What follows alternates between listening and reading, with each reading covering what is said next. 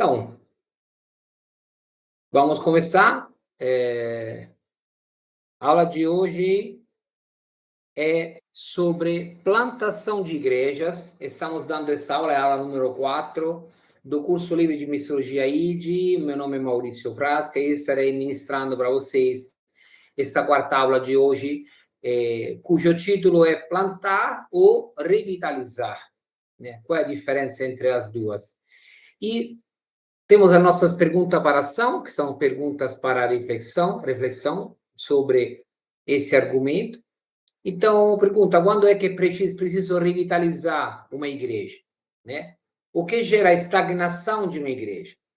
O que falhou ou faltou na igreja que queremos revitalizar? A lei da colheita da semeadura tem a ver com a plantação da igreja? Eu acredito que a resposta a essa última pergunta é sim.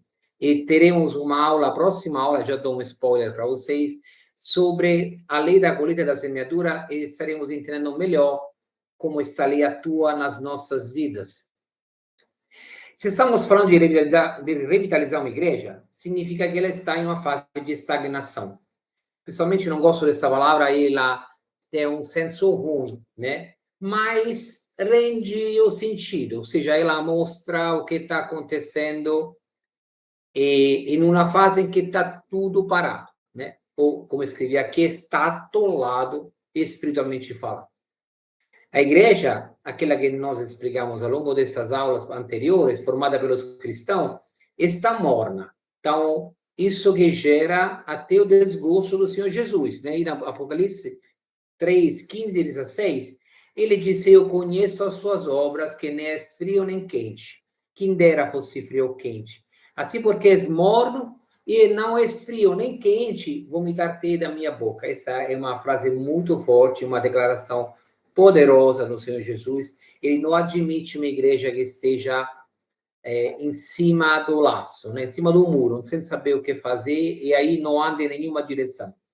Ele preferia que fosse uma igreja parada ou preferia que fosse uma igreja, talvez, com muitos membros, mas uma igreja que não tem mais a sua direção espiritual, o Senhor a vomir, né? Isso que ele nos ensina. Algumas causas possíveis dessa situação pertencem à esfera espiritual. Sabemos que nossa luta não é contra seres humanos, mas contra os poderes e autoridades, contra os dominadores desse mundo de trevas, contra as forças espirituais do mal nas regiões celestiais. Em Efésios 6, 12, Paulo nos alerta. Algumas outras são ligadas ao caráter de um ou mais líderes que lutam em ser forjados pelo Espírito Santo. Então, isso nos retorna ao problema espiritual, né? Fundamentalmente, a igreja é espírito, é comunhão, é união de pessoas, mas fundamentalmente é uma instituição espiritual na Terra. Então, ela sofre quando o espírito dela está afetado por problemas do mundo, quando as pessoas que a compõem trazem dentro da igreja, dentro dela, problemas que são do mundo ou que não são nada espirituais, aliás, são mais carnais do que espirituais, e afetam, né, o rendimento, o trabalho dentro da igreja, que é um trabalho prevalentemente espiritual. O que está acontecendo? Então, possíveis causas: perdeu a visão, ou seja, perdeu o motivo do porquê foi aberta a igreja, né? Perdeu completamente a leitura da igreja para Cristo, para o reino de Deus. Não está focada na missão. Qual é a missão? Nós falamos nas aulas anteriores, né? É o ID de Jesus, ID, fazer discípulo de todas as nações. E essa missão não é mais o foco dessa igreja. Ou seja, evangelizar, fazer discípulos, discipulá-los, batizar no nome do Pai, do Filho e do Espírito Santo, não está mais no foco da missão. Falta de oração. A falta de oração é uma poderosa arma que, se não for, a oração é uma arma poderosa, se ela não for ativa, se ela não está sendo pregada, e não está sendo usada, e não está sendo feita, não tem vigília de oração, não tem oração em conjunto para cura, se não tem uso da oração, se os membros não têm isso como hábito, isso vai gerar problemas dentro da igreja. Falta de fervor espiritual, ou seja, estamos vendo mais a igreja como uma igreja de programa, onde tem muitos eventos, onde tem muitas atividades, mas são atividades que não elevam o espírito. Então, o espírito se aquece, vem esfriando. Não tem compromisso com o próximo, então isso também é um problema muito sério, pode ser compromisso com outras igrejas também, pode ser compromisso com o território, no bairro onde ele atua, na cidade, no município onde ele atua. Então, quando só atende as pessoas se forem dentro da igreja, a igreja está perdendo o foco. Então, não tem esse compromisso com o próximo, é isso. Não tem uma liderança eficaz, então os líderes dizem uma coisa, mas depois fazem outra, então não fazem o que pregam, então isso é mais um motivo de perda de confiança na liderança e falta evangelização, que eu acho que é a coisa mais importante que move uma igreja, evangelizar para que o reino de Deus cresça. Essas aqui são algumas, né? Podem ter várias, tem casos específicos, nós estaremos aqui para enumerá-los todos, porque não temos tempo e são muitos de verdade. As causas elencadas, como eu falei, são algumas, né? O discipulado é outra coisa. Se o discipulado for ausente, deve ser restaurado primeiramente. Por quê, Maurício? Porque onde não há prestação de contas, não existe transparência, não existe clareza entre os membros, não existe companheirismo. Quando as pessoas andam soltas, ou seja, ninguém está cuidando delas, tornam-se autônomas. Ou seja, cada um pensa por si. Isso lesa o princípio da unidade, da fé, da missão e da visão. Quando todos têm a mesma visão, o que estão fazendo e onde querem chegar, aí é um foco. Os olhos estão fixos em Jesus, né? Lemos isso também em Hebreus, quando diz, o escritor diz, concebemos os nossos olhos fixos em Jesus, pois é por meio dele que a nossa fé começa, e é ele quem a aperfeiçoa. Isso é impossível que nós aperfeiçoemos a nossa fé sozinhos. Isso é impossível, é um ato espiritual. Em seguida, precisamos fortalecer a comunhão e a união da igreja. Então, vimos o discipulado, vimos a união dos irmãos, e agora a comunhão também. E somente pode ser feito isso quando estamos em unidade com o Espírito Santo. Trabalhar com pequenos grupos de discipulado, de 3 a 4 pessoas, permite a análise e a resolução dos problemas mais rapidamente. Então, discipulado se junta às pessoas, estamos em união, trabalhando para que não hajam problemas, não hajam falhas, não haja esfriamento dos membros. Se alguém está contestando as autoridades da igreja, lembrem o que nos disse Paulo em Romanos 13:1. Obedeçam às autoridades, todos vocês, pois nenhuma autoridade existe sem a permissão de Deus. Até as autoridades, isso eu digo entre parênteses, que temos hoje no Brasil, em todos os países, tem um plano que nós não conseguimos entender, mas Deus permitiu. Pois nenhuma autoridade existe sem a permissão de Deus, e as que existem foram colocadas nos seus lugares por ele. Também em Hebreus 3:17, e aí gosto dessa versão que fala de líderes, e outra versão fala de pastores, mas pastor parece relegar só ao pastor essa obediência, mas a obediência deve ser aos líderes. Então, essa versão diz assim: obedeçam aos seus líderes e submetam-se à autoridade deles. Eles cuidam de vocês como quem deve prestar conta. Voltamos ao discipulado. Obedeçam-lhe, e para que o trabalho deles seja uma alegria e não um peso, pois isso não seria proveitoso para vocês. Porque quando a liderança está fraca, ou está tendo problemas, está angustiada, está em contradição, como é que pode liderar? Como é que pode levar à frente o resto do rebanho que o Senhor entregou aos seus cuidados? Então, deixemos o trabalho deles mais leve para que não seja um peso. E aí, em 2 Coríntios 10:5, Paulo nos exorta: destruímos argumentos e toda pretensão que se levanta contra o conhecimento de Deus e levamos cativo todo pensamento para torná-lo obediente a Cristo. Todos nós que estamos juntos na mesma igreja devemos ter esse pensamento voltado para o Senhor Jesus. Oração e jejum tornam-se indispensáveis e devem ser restaurados juntos, se isso estiver faltando. Então, vimos discipulado, comunhão, união, oração, jejum, são os pilares de uma igreja mais saudável. Então, nesse momento tão delicado, os líderes devem se sujeitar ao Senhor e todos servir em todos os lugares, pois eles são objeto de opressão por parte do diabo. Tiago 4,7 diz: sujeitai-vos, pois, a Deus. Resisti ao diabo, ele fugirá de vós.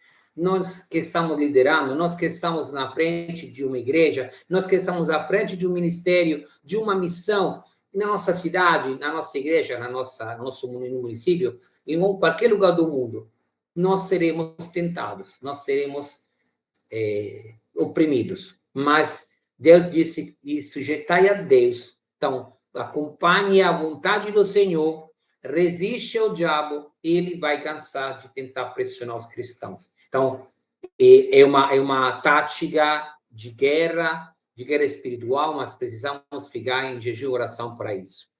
Uma vez alinhadas a visão, a missão, a fé, a unidade, ou seja, quando as feridas internas forem saradas, aí é o momento de olhar para fora.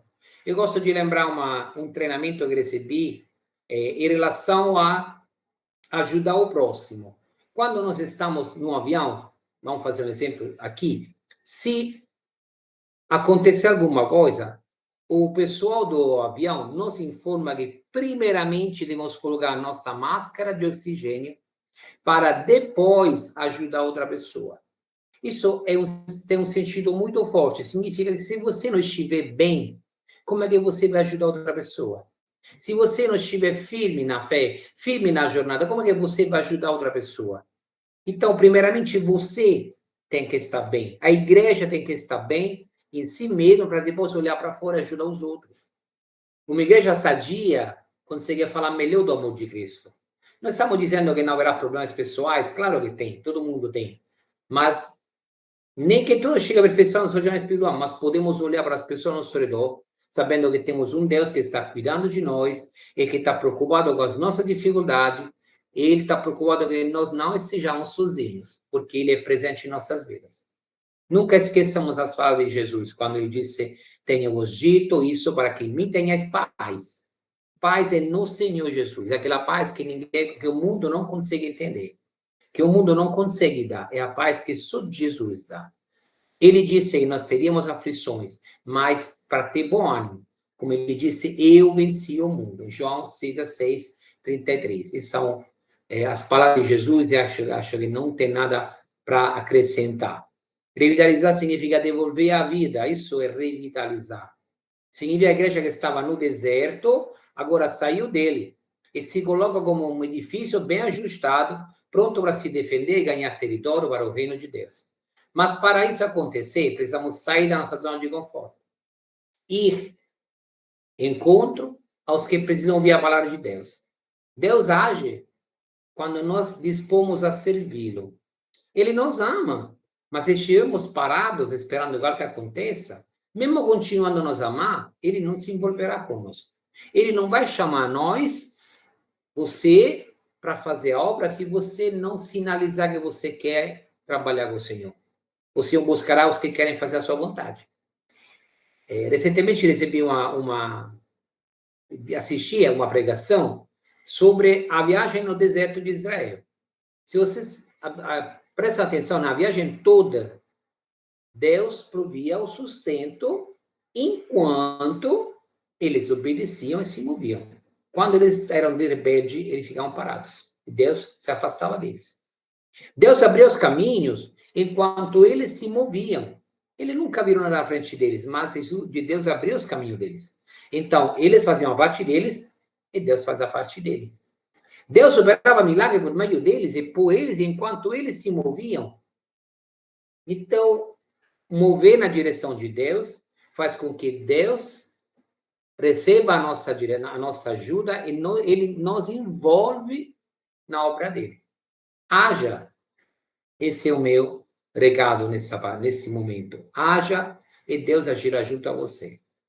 Não pense que Deus não está preocupado. Ele vê cada um de nós. Ele vê o que estamos fazendo, vê no ponto em que estamos. Ele trabalha ao nosso redor. Ele nos mostra o que ele está fazendo. Devemos estar com olhos abertos para entender onde Ele quer que nós estejamos. Quando você vê alguma coisa acontecer, você percebe ser de Deus. E aí é aonde você tem que ir. Então, haja, repito, haja e Deus agirá junto a você. Em termos de plantação de igreja, acho que esse é o tópico mais aguardado do curso, né? Se eu pudesse dar um conselho, aprendam com Paulo. Né? Paulo, sem dúvida, foi o maior plantador de igreja do Novo Testamento. Ele plantou a igreja uma depois da outra, chegando até Roma. Existem vários ministérios que Deus deu à igreja, como lemos na carta de Paulo aos Efésios. Ele designou alguns para apóstolos, outros para profetas, outros para evangelistas, outros ainda para pastores e mestres, com o fim de preparar os santos para a obra do ministério. Então, tem um objetivo bem claro e definido, os ministérios, definiu quem são as pessoas, os dons que têm que ser distribuídos, com o objetivo de preparar os santos. Que são os santos? Todos nós. Para a obra do ministério. Para que o corpo de Cristo seja edificado. Então, a finalidade não é pessoal, é sempre para que o corpo de Cristo seja edificado. Até que todos alcancemos a unidade da fé e do conhecimento do Filho de Deus e cheguemos à maturidade, atingindo a medida da plenitude de Cristo. Então, é uma jornada, o Senhor nos dá os dons, nos prepara para que nós preparemos outros, para que todos no corpo de Cristo sejamos unidos na fé e cheguemos à maturidade, ou seja, nós cresçamos sempre mais para se tornar mais parecidos com Cristo, aqui diz atingindo a medida da plenitude de Cristo. Portanto, entendemos que não são todos que têm o mesmo chamado. Eu, por exemplo, entendo que percebi isso alguns anos atrás, que o meu chamado é o de mestre. Tenho o dom do ensino, tenho facilidade de me expressar com as palavras, escrever texto, escrever material, ensinar. Deus me deu essa capacidade, Deus me deu essa capacidade. Eu não tinha. Mas eu vi que Ele desenvolveu em mim isso. Mas, ao mesmo tempo, embora tenha facilidade com as palavras, eu não sou evangelista. Ou seja, eu não tenho facilidade de evangelizar. Mas como, Maurício, você fala tão bem isso? E eu falo porque esse é o dom de ensino. O de evangelizar é outro tipo de dom. A pessoa tem uma empatia diferente, ela percebe a pessoa. Minha esposa é assim, né? Então, Deus colocou junto como evangelista. Ela tem mais facilidade. Depois que ela abraça a pessoa ao lado dela, começa a conversar e todas as pessoas se apaixonam pela minha esposa. Ela tem um carinho, tem um modo de falar com as pessoas, que as pessoas se encantam com ela. Isso é de Deus. Então, ela atrai as pessoas assim, né? Então, é um dom diferente. Mas, Maurício, o que tem a ver isso com a plantação de igrejas? Já falo para vocês. Quando semeamos a palavra de Deus, a colheita virá.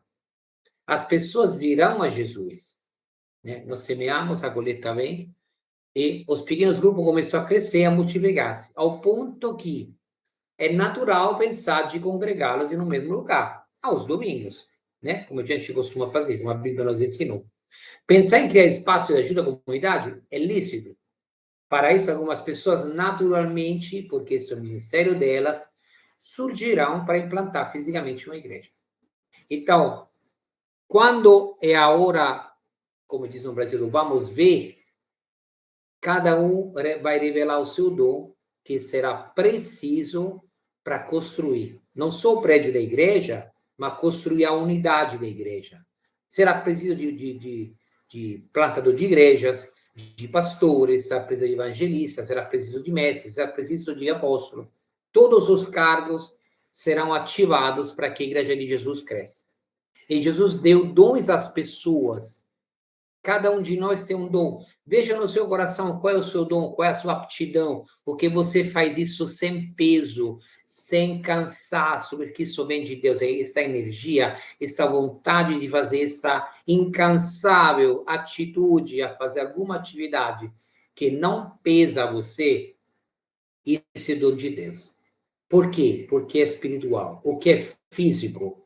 Eu gosto de levantar peso. A gente pode levantar peso de atúrio, mas aquilo é carnal, né? Se você trabalha na igreja com alguns dons, você vai perceber que esses dons vêm de Deus, são de espírito para seu espírito. E para quê? Para que você ajude a construir a igreja, né?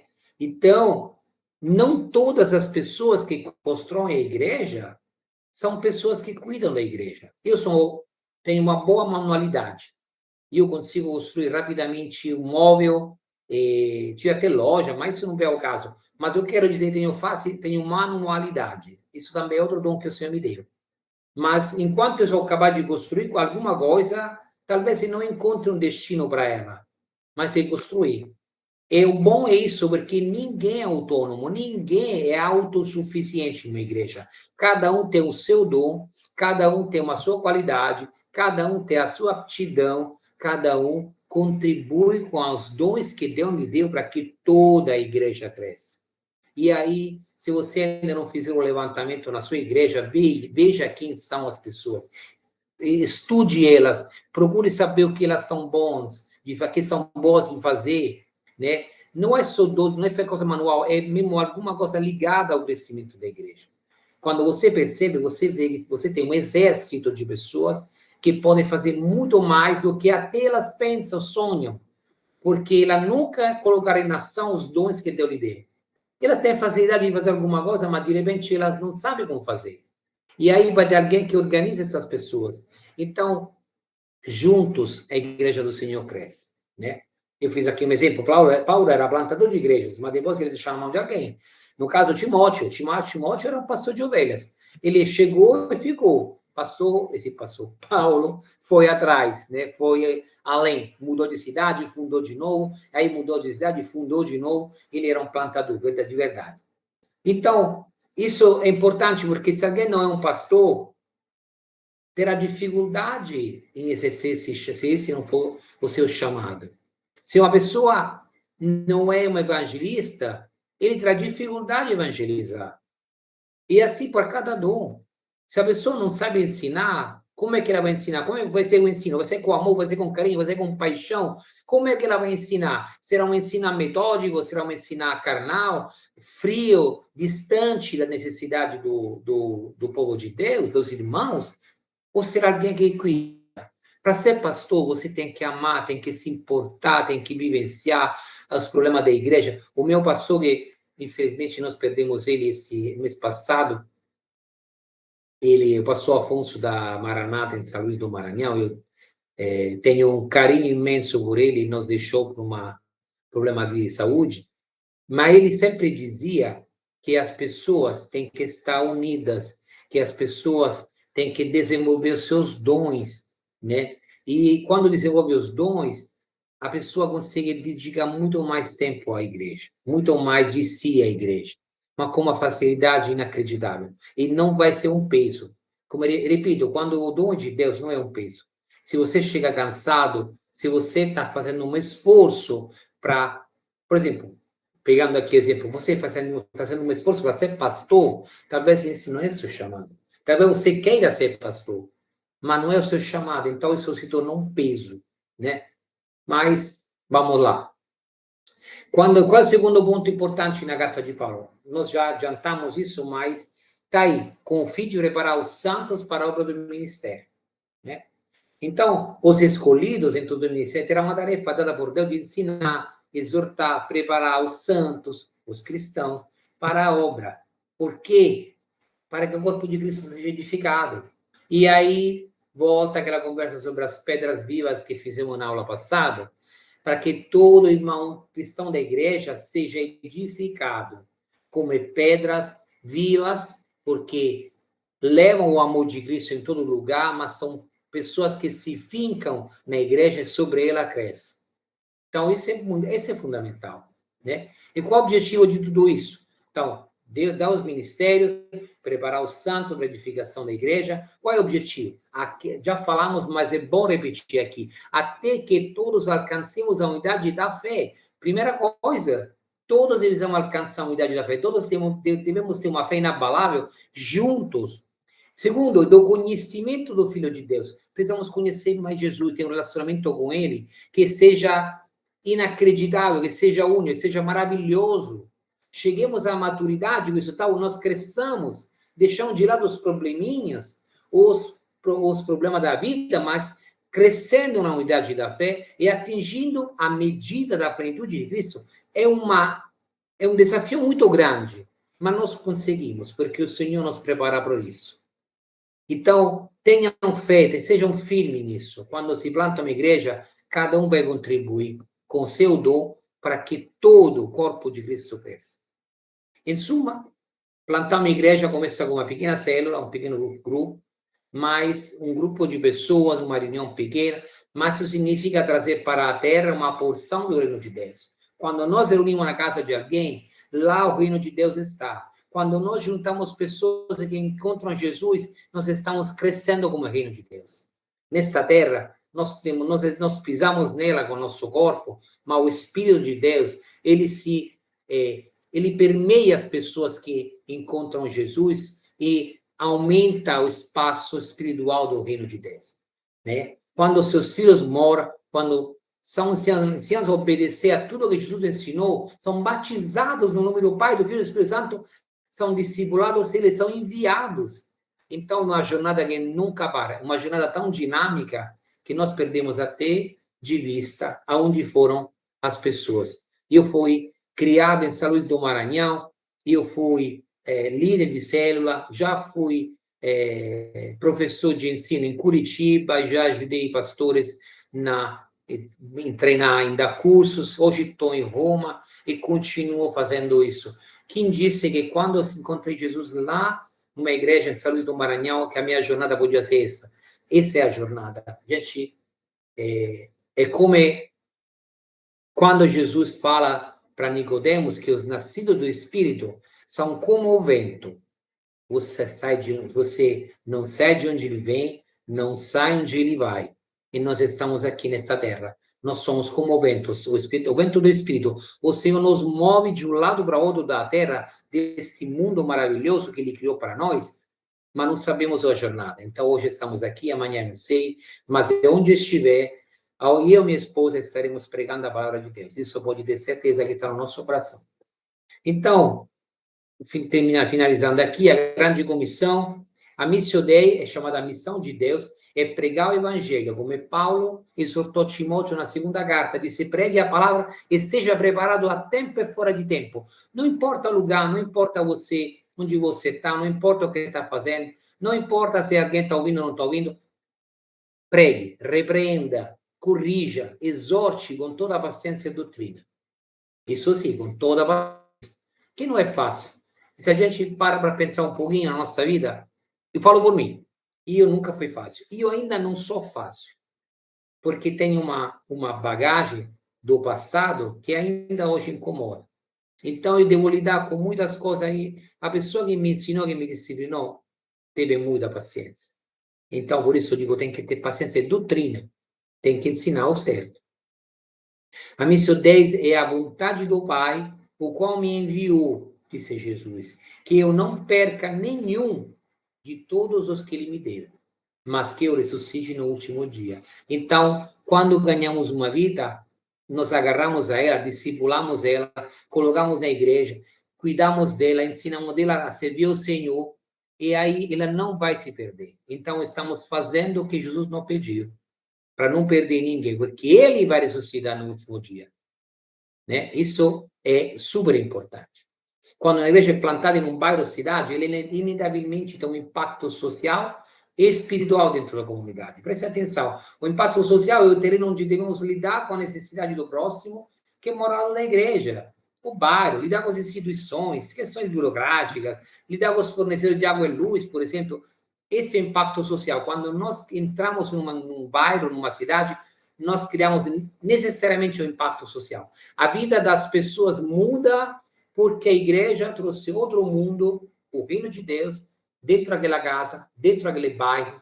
Então, as pessoas ao redor começam a fazer conta que lá tem um pessoal diferente, tem um pessoal bom, tem um pessoal bacana, tem um pessoal que se preocupa com o próximo, eles não querem dinheiro para ajudar o seu próximo, não ganham com isso, eles são estranhos porque amam todo mundo, sempre com um sorriso no rosto, ele fala de Jesus que veio, que salvou todo mundo, eles oram para as pessoas, curam pessoas, salvam vidas, Isso não tem como não ter impacto social.